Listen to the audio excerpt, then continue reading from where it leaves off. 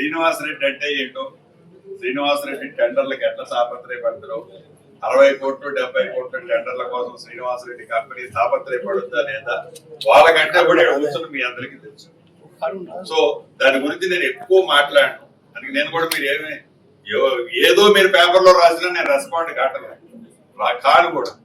అంటే నాకు ఒక్కటే, ముఖ్యమంత్రి గారు ఒక ఆదేశాలు ఇచ్చారు, ఈ ప్రభుత్వం ఒక ఆలోచన ఇచ్చింది, 100% దాన్ని పూర్తి చేయాలనే తపన మా సురేఖక్క గాని మా సీతక్క గాని స్థానిక పార్లమెంట్ సభ్యులు గాని అందరినీ కలుపుకొని పూర్తి చేయడం దానికోసం నేను ఒక్కడనే చేసేది కాదు, వాళ్ళందరి ఆలోచనలు కూడా తప్పకుండా దాంట్లో ప్రోడక్టీకరించిన తర్వాతనే ఫినిష్డ్ ప్రొడక్ట్ ఆ దైవ కార్యక్రమం పూర్తవుతుంది. 2004 జాతరలు ఇప్పటి వరకు 10 జాతరలు లేదు.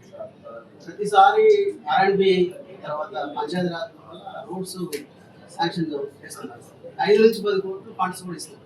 అంటే 10 into 10 100 crores. అందుకే కదా ముఖ్యమంత్రి గారు చాలా స్పష్టంగా చెప్పారు, ఇక్కడ సింగిల్ లేయర్ కంటే డబుల్ లేయర్ ట్రిపుల్ లేయర్ వేసినాక కడితే పర్మనెంట్ స్ట్రక్చర్ ఉంటుంది, రోడ్ డ్యామేజ్ కాదని మన ఆలోచన కూడా అదే. ఇందాక నేను జాతర వచ్చిందంటే జప్పన్న వాకులోకి వరదలా నిధులు పోతుంది కాబట్టి ఆ వరదలాగా నిధులు పోనీయొద్దు, జాతర వెళ్ళేటప్పుడే పనులు కాదు.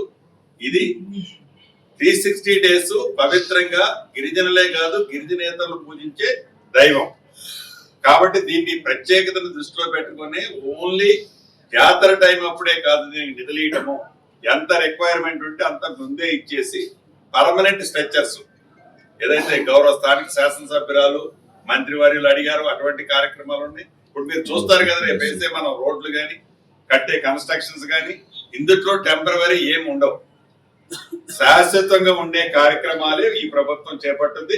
దానికి ఇంకా కొద్దిగా నిధులు అటు అయినా పెరిగినా కూడా దేనికన్నా మిగతా దగ్గర అడ్జస్ట్ చేస్తాం. కానీ ఈ సమ్మక్క సారలమ్మ దగ్గర మటుకు గౌరవ ముఖ్యమంత్రి గారి సూచనలకు అనుగుణంగా ఇద్దరు మా ఆడబిడ్డలు సమ్మక్క సారలమ్మ ఇద్దరు ఆలోచనలకు అనుగుణంగా ఈ కార్యక్రమం పూర్తి చేస్తాం.